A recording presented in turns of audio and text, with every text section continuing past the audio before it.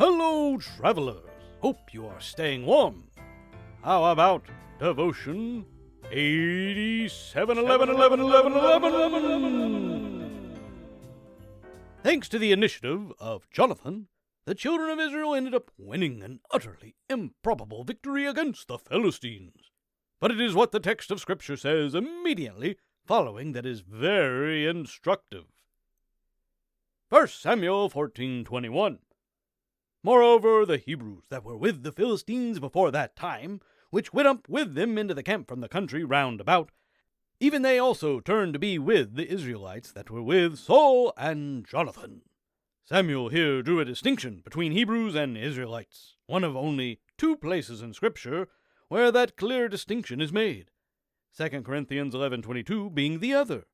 We normally think of those two things as being synonymous, but in this particular case, a very stark distinction was drawn.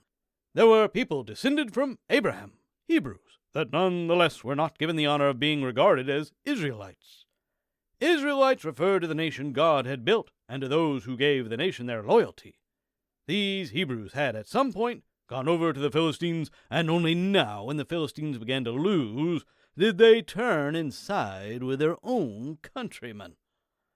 It is good that they did, but it is also an example of expedience rather than loyalty. Those who were loyal were true to Israel, even when it looked like they would always be on the losing side. Very few things in life are as precious as loyalty. Do be loyal to God and your church and your family. Never allow future generations to speak or write of you as a fair-weather friend. Yes, loyalty. Be devoted to God Almighty. Travelers, have a blessed day.